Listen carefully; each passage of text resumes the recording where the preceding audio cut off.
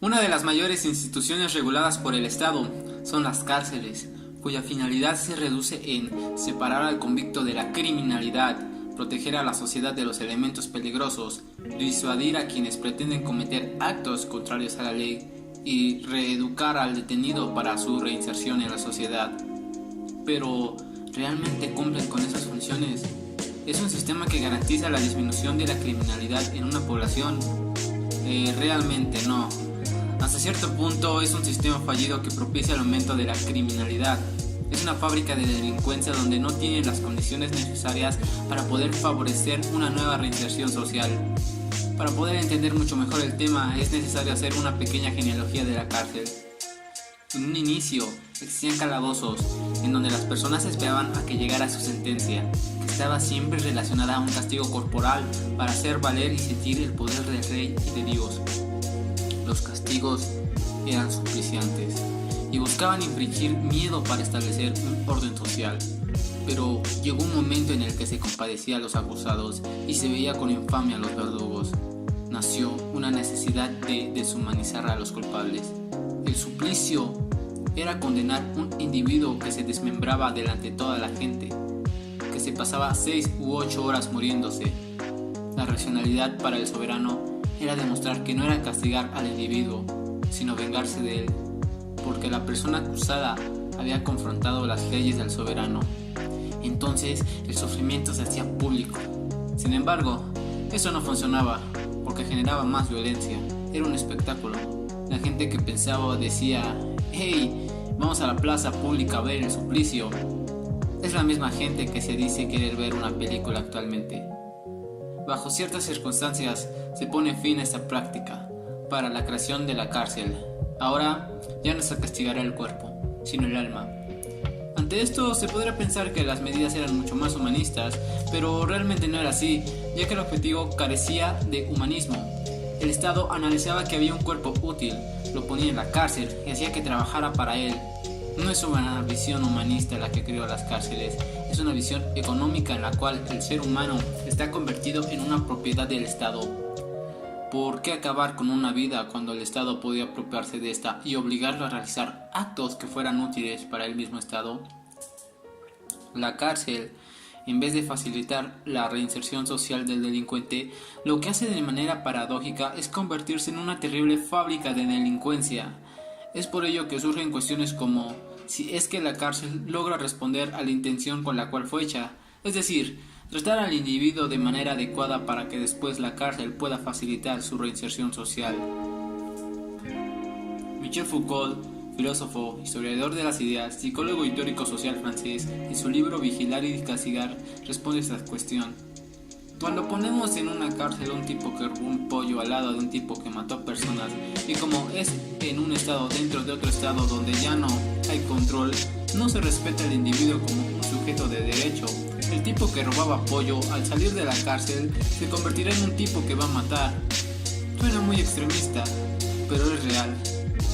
De esa forma en la que incongruentemente trabaja la cárcel, la cual corresponde a poner tipos muy peligrosos con personas menos peligrosas, consolidará una mayor violencia, creando un estado sin derechos en la cual, cuando el menos peligroso salga de prisión, habrá adquirido la misma disciplina del mayor delincuente, un futuro asesino. Incluso Foucault indica que desde el principio se dieron cuenta que la cárcel no funcionaba.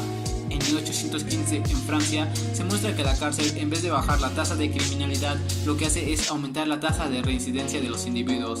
Dicho de otra manera, el tipo que roba un pollo y sale de la cárcel, en vez de decir «salí de la cárcel, yo nunca más voy a robar», pasa una etapa todavía más violenta de comportamiento. Pero, ¿por qué pasa esto? Precisamente por el contexto del lugar, en donde el individuo está sin familia y de su entorno social. Además, está en contacto con otros individuos que no solamente son más peligrosos que él. Dentro de la cárcel organizan sus propias reglas, trasladando únicamente a una institución que está cerrada, pero que sigue actuando y teniendo efectos nefastos sobre lo que está afuera. Por si fuera poco, muchas veces la sanción que se otorga al delincuente no es adaptada al delito. Por eso Foucault menciona que más del 40% de la población carcelaria en el mundo es debido a delitos menores.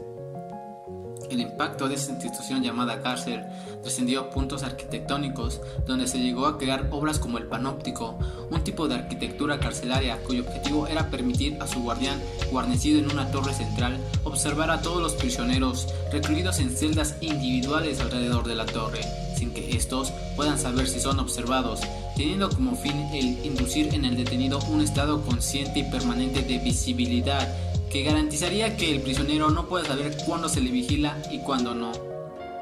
Dentro de esta institución, una de las maneras en el que el Estado reprime a los criminales es bajo estándares disciplinarios que se han estudiado de manera cautelosa, creando experimentos como el de la cárcel de Stanford, cuyos voluntarios desempeñarían los roles de guardias y prisioneros en una prisión ficticia. Sin embargo, el experimento se les fue pronto de las manos y se canceló en la primera semana. Para tener una visión más amplia del efecto psicológico de este experimento, recomiendo ver en YouTube la película The Experiment. Del mismo modo, el experimento de Milgram también ilustra actitudes particulares en donde se intentó medir la disposición de un participante para obedecer las órdenes de una autoridad, aun cuando éstas pudieran entrar en conflicto con su conciencia personal, sin importar el daño que se le pueda hacer a la otra persona por el hecho de percibir órdenes de alguien que se manifiesta como autoridad. La obediencia toma un papel importante, teniendo en este caso un resultado de un 62% de personas que estaban dispuestas a cometer castigos que pudieran poner en peligro la vida de otra persona. Dos centros que fundamental el desequilibrio de poder en las cárceles, factores que muestran el sistema jerárquico que padecen los sistemas penales. Bajo estas circunstancias, Foucault determina maneras alternas para poder bajar la sobrepoblación de las cárceles, reestructurando el castigo y la pena del criminal, considerando que hay que poner fin a la cadena perpetua porque la sanción no puede ser escrita dentro del tiempo. El individuo ahí está perdido, el criminal enfermo hay que tratarlo antes de castigarlo.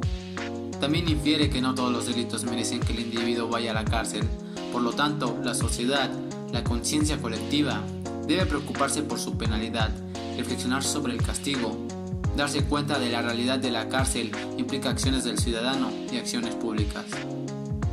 Ante todo esto, ¿tú qué opinas? ¿Es realmente efectivo el sistema penal?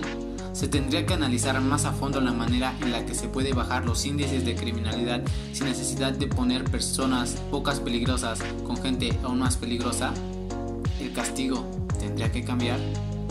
Deja tu opinión en los comentarios y suscríbete al canal. Recuerda activar la campanita para más contenido y darle like, que eso me anima a traerte más contenido. Sin más que decir, nos vemos en el siguiente video.